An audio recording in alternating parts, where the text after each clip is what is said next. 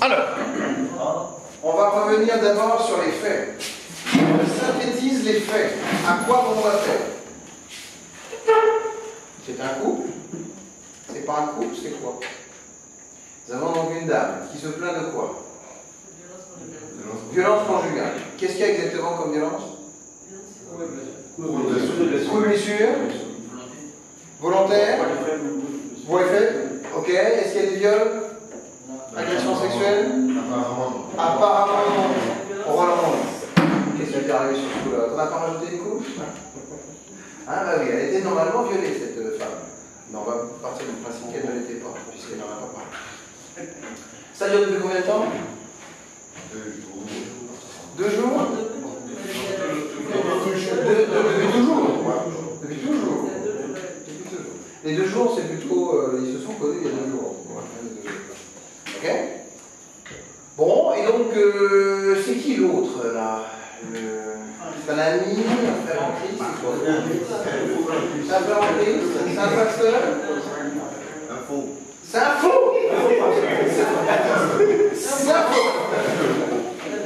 Alors, bon, il vient en gros soutenir cette femme. Peu importe qui il est, au bout du compte, il vient la soutenir, l'épauler. Et quel est l'enjeu en fait de cette histoire? Au départ, un policier qui reçoit ça, c'est quoi son premier objectif? Monsieur le policier, quel est ton objectif? Pouvoir, je pourrais dire, venir en aide à la femme battue. C'est vrai. Mais je rajouterai une chose. Si elle est vraiment battue. Or, pour l'instant, non, c'est strictement rien. C'est le D'accord. En fait, évidemment, on va soutenir une victime si c'est une vraie victime. Et puis on va arrêter un agresseur si c'est un véritable agresseur. Mais pour cela, il faut faire quoi? Pour en arriver à cette conclusion qu'il y a une vraie victime d'un côté et un vrai agresseur de l'autre, qu'est-ce qu'il faut faire? Une enquête. Oui. Il faut investiguer, il faut prouver, il faut écouter les 2 parties, et il faut confronter tout ça avant de parvenir à une conclusion sur laquelle nous pourrons donner les éléments de réponse. Est-ce que tu penses que tu as fait ça? J'étais en voie de le faire. Tu étais en voie de le faire, c'est très bien. C'est vrai. C'est très bien. Alors, il faut reconnaître une chose. Il a estimé dans un premier temps qu'il fallait garder la tête froide. C'est vrai. On l'a vu plutôt droit dans ses bottes en disant bon, j'entends ce que vous me dites, mais il me faudrait quand même un certificat médical. Ça a commencé comme ça. Un certificat médical qui atteste que les violences ont été réelles. Et vous savez, à partir du moment où c'est vrai, ça démarre bien, les violences sont réelles, attestées par un médecin, ça ne nous dit toujours pas quoi. Qui a fait ces violences? Un tiers ou la victime? Parce que quand on atteste une violence, encore une fois, on ne sait pas quelle est la cause. La cause personnelle, en tout cas. On diagnostique une violence de type blessure, plaie, hématome, autres éléments liés à ces violences. Mais comment c'est arrivé? Pourquoi c'est arrivé? Ça, c'est une forme d'enquête qui va devoir y répondre. Vrai? Donc après le certificat médical, qu'est-ce que tu as fait en fait? Qu'est-ce que tu as demandé pour en savoir plus? J'ai demandé comment ça passait d'abord à la dame. Ouais, et tu as répondu quoi? Elle a dit que c'est son mari qui lui a fait ça. C'est ça. Donc ça, c'est sa version des faits. Il part, oui. Et lorsque son mari est rentré, lui, il dit que ça fait 2 jours qu'il n'a pas vu. Bah oui. Donc ça veut dire déjà qu'il y a un point de raison. Il y a une contradiction en fait. Si effectivement la personne est rentrée, ça fait 2 jours, comment on peut avoir des hématomes peut-être aussi frais? Bah oui, c'est vrai ça. Si ça fait 2 jours, comment ça se fait effectivement que tu as des hématomes aussi frais dont tu te plains aujourd'hui? Tout le monde n'y a pas pensé ça peut-être. Hein? C'est vrai. Alors donc il y a quelqu'un qui ment dans l'histoire. Il y a quelqu'un qui ment dans l'histoire. Ah oui. Maintenant, un autre aspect. On va aller plus loin. C'est qu'il y a quand même un homme qui rentre dans une brigade de gendarmerie, en l'occurrence, qui est le père, ou le mari plutôt, excusez-moi, le mari, et qui a quel comportement? Qui est violent. Il est manifestement violent. Il est violent contre qui?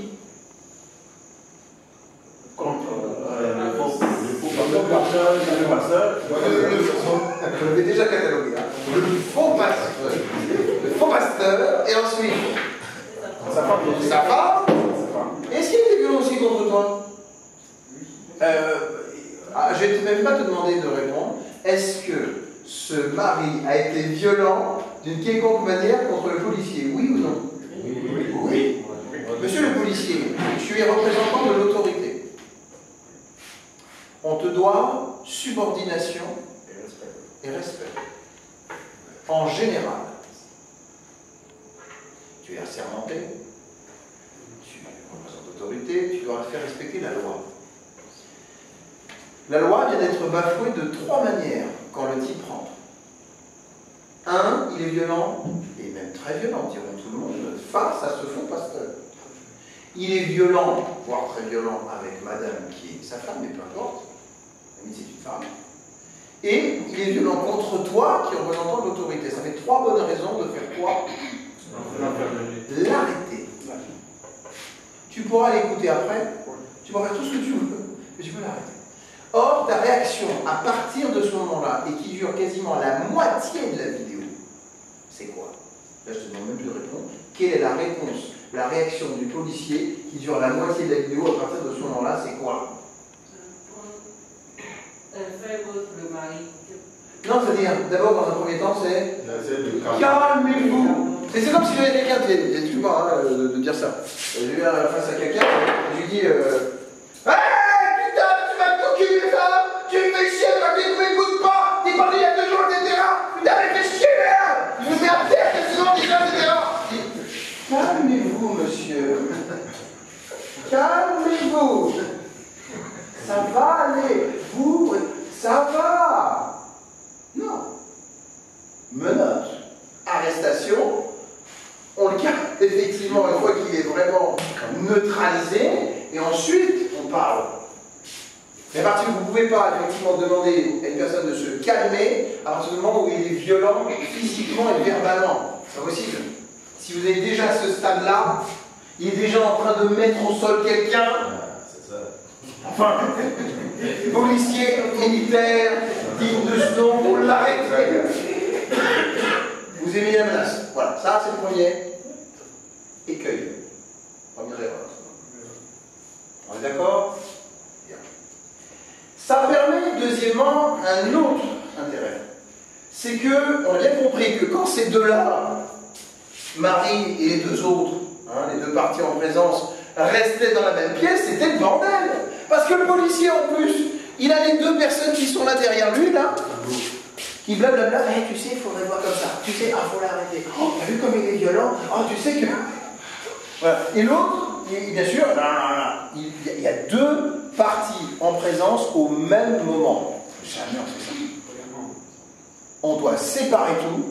Il y en a un qui, alors justement, ça tombe bien, je t'ai facilité la tâche dans le scénario, mais tu peux l'arrêter, tu peux le mettre de côté. Tu continues ton audition tranquillement avec les autres, et puis tu le prendras avec les menottes et tu le mets devant toi et t'écoutes. Une fois que les autres sont sortis. Et éventuellement, après, quand tu as écouté les 2, séparément, tu fais une confrontation. Mais pas ça. Là, tu vas rien avoir, et tu vas être en fait pris en sandwich, tu fais en étau, pris entre les 2, feu, des témoignages de chacun, des prétentions de chacun. Deuxième erreur. Troisièmement, qu'est-ce qui se passe? Le type, là, le mari, il veut bien sortir. Donc là, quelque part, c'est un peu choquant. C'est un peu choquant, pourquoi? Si, je dis bien si, les faits sont avérés, c'est-à-dire que madame est une véritable maltraitée, et que l'autre, il est venu pour aider. Dans cette hypothèse-là, pour l'instant j'en reste là, on voit un mari qui est rentré dans une brigade, qui a insulté tout le monde, agressé tout le monde, il ressort libre. Vous me suivez? Donc non seulement c'est dans le respect de la loi, dans cette hypothèse-là, mais en plus, en se mettant 30 secondes à la place d'une femme qui aurait été réellement maltraitée, il se dit, mais c'est quoi cette police ou ces gendarmeries? Enfin, il faudrait quoi en fait? Il faudrait qu'il me viole devant vos yeux pour que vous réagissiez? C'est pas assez, je vous dis tout ce qui s'est passé. Il y a un type qui vous confirme ce qui s'est déjà passé. Vous voyez, le type, il arrive, il est violent avec l'autre, il le met à terre, il vous insulte et c'est toujours pas assez. Et vous le laissez sortir. Tu me suis?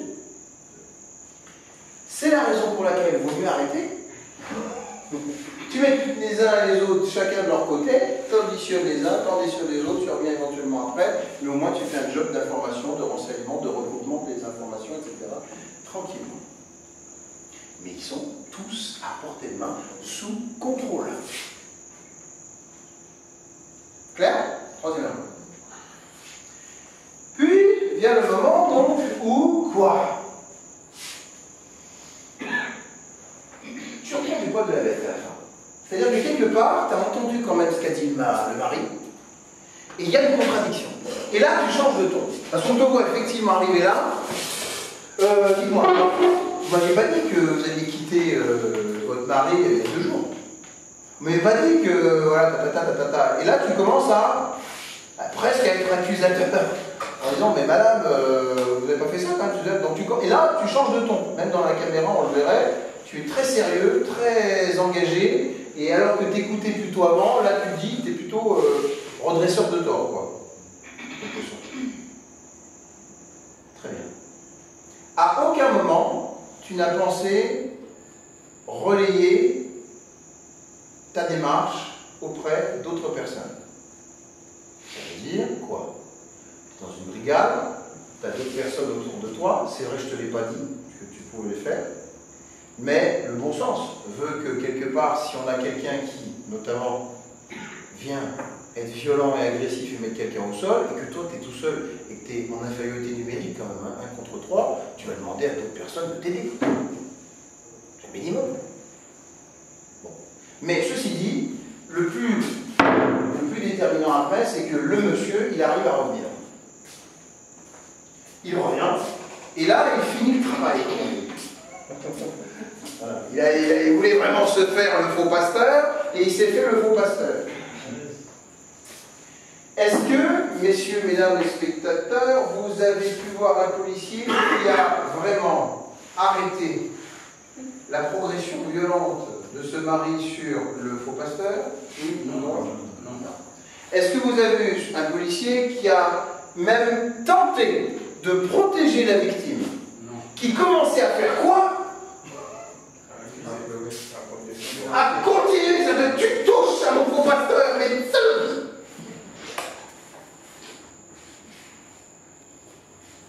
Et donc, c'est le pugilat, c'est le tumulte, c'est vraiment le bordel généralisé là.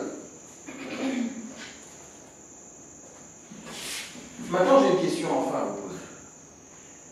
Est-ce que, après cette intervention, qui donc manquait de ce point de vue-là, mais qui avait quand même l'avantage de bien commencer, comme la tienne hier, mais elle a bien mal terrié, voilà, dans nos jambes, c'est est-ce que la victime disait vrai? Est-ce que la victime disait faux, selon vous? Les parties en présence, évidemment, se taisent. D'abord, ta conviction. Sachant que, évidemment, fort des informations que tu as récoltées, tu dois être bien embarrassé parce que tu en restes à une contradiction. Rien ne permet vraiment, je pense, d'arrêter ta position. Mais quand même, peut-être ton ressenti? L'attitude, en fait, du monsieur, du monsieur peut m'amener à penser peut-être que c'est lui, mais avec la contradiction, même que je ouais. qu'est-ce que c'est pas, elle ne sait pas quelque part, et elle met ça sur son mari. Donc il faut... Donc t'en restes à la contradiction. Pourquoi il n'y a pas pour l'instant de victime avérée ni d'agresseur avéré? Pour toi, c'est ça, hein? Oui. Très bien. Il faut que je puisse arriver à établir le lien réel avec la Parfait. Ok, j'entends. Maintenant, les autres, à main levée, qui pense que c'est une vraie victime? Levez la main. Levez la main. Si vous pensez que c'est vraiment le cas, il n'y a pas de raison. Hein. Ok? Une personne? Deux personnes? En fait, je voudrais parler quelque chose. Vraie fausse? Ah, vraie fausse. Voilà. Expliquez-moi, rappelez-moi le concept de la vraie fausse. Voilà. En fait, c'est une typologie effectivement de victime qu'on a vue durant les cours. Ce que moi je voudrais dire, c'est que réellement c'est une victime parce qu'elle a je démarre pour une coup et autres. Après, il reste à vérifier pour voir si celui qu'elle accuse est réellement l'auteur de cela. Et à cela, la question que vous avez posée tout à l'heure, moi, si c'était moi dans la vie, je cherche à savoir un peu plus tard si c'est le monsieur qui a fait, ou bien si le monsieur il est habituellement violent, ce qui pourrait expliquer le coup, ou bien je cherche à savoir si c'est une violence situationnelle. Voilà. Occasionnelle, en quelque sorte. Occasionnelle. Due notamment à la fidélité. Supposée. Je ne vais pas tout dans son sens, même si je crois que c'est une bonne fausse victime. Je me dis que c'est une bonne fausse victime dans le sens où son mari nous a bien démontré qu'il peut être agressif. Elle vit avec quelqu'un qui est agressif. Même s'il ne l'a pas, il a démontré qu'il était agressif. Vraiment plutôt agressif. Et là, peut-être qu'elle est venue souligner, mais je pense que le mari aussi est victime de lui-même parce qu'elle profite de son tempérament pour venir l'exposer. Elle sait qu'en venant là, en voyant peut-être que son mari sera plus en colère, ça va rendre crédible son témoignage. Autrement dit, on peut voir l'agressivité du père de deux façons très différentes. Autant comme la justification des violences dont elle nous parle, la victime nous parle, autant comme une apparence trompeuse due aux circonstances liées à l'infidélité que le mari découvre.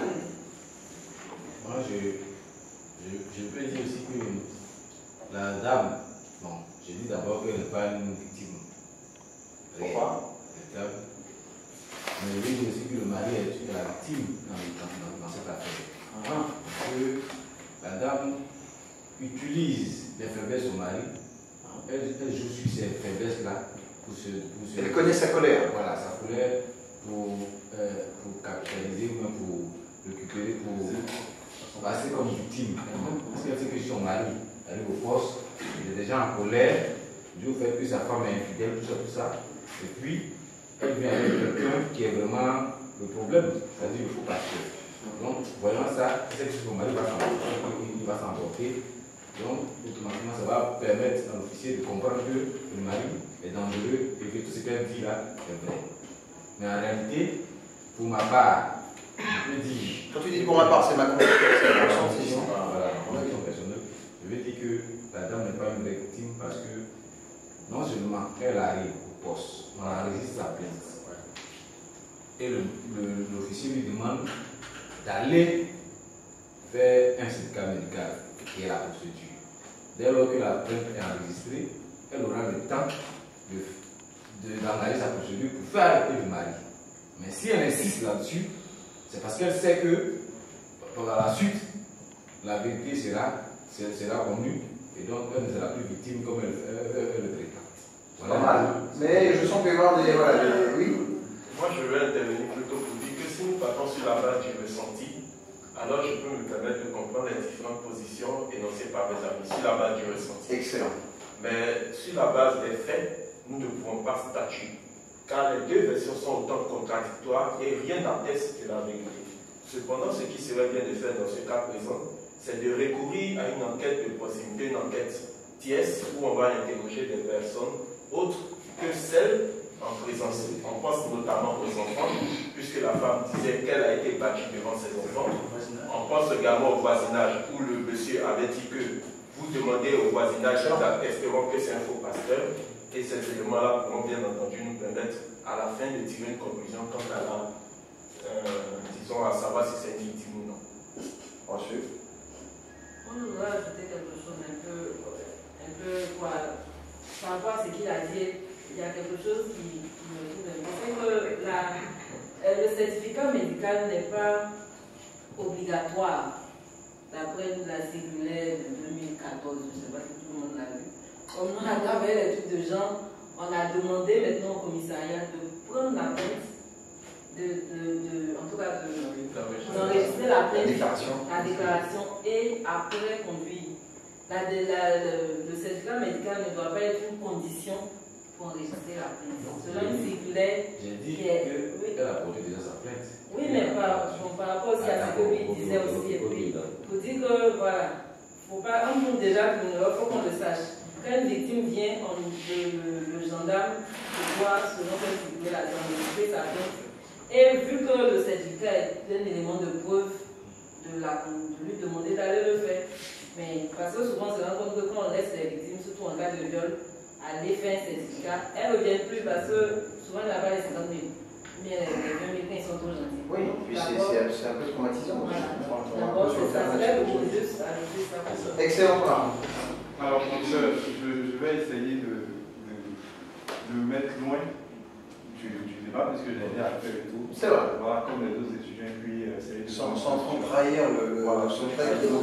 Justement. Mais en fait, je pense que même si au début, à l'entrée des plaignants, sinon de la victime en griffe et de celui qui l'accompagne, même si l'officier n'était pas convaincu qu'il avait en face de lui une vraie victime, l'arrivée du mari avec toute la scène qu'il a décalée doit le reconforter dans cette position, puisqu'il sait déjà, le mari sait déjà que sa femme a un amant. Donc, élément... Que personne ne nie. Voilà, que personne ne nie en fait. Non, c'est vrai, vous n'avez pas nié, hein. Il a une bonne raison. Ça, c'est une réalité, voilà. Apparente en tout cas, mais assez confortée par tout le monde. Là, il n'y a pas de contradiction. Voilà, il y a quand même un amant et une maîtresse. Voilà. Donc, en arrivant, il sait déjà qu'il y a un problème qui existe. Et comment il réagit face au problème? Là, on essaie de voir si on a affaire à quelqu'un qui est naturellement violent ou pas. Mais il arrive, il demande qu'effectivement, il est quelqu'un de violent. La preuve, il bat l'amant devant le policier. Exactement. Il menace le policier. Il est très virulent. Donc, je pense que tout ça réuni, on peut dire que bon, même si c'est une fausse victime, elle a bien joué le jeu. Et puis lui, il a cautionné ça aussi. Donc, le policier doit l'enfermer comme elle demande aussi.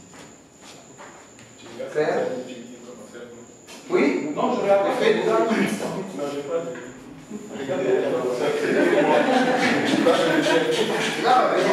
Promis, on arrive, juste une petite avant.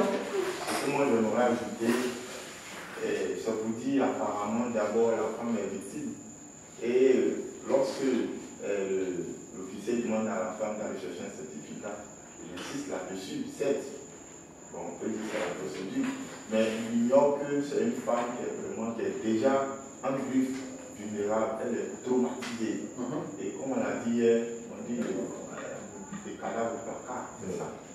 Et ce trauma-là, un temps soit peu, comme, bon, c'est pas juste un coup,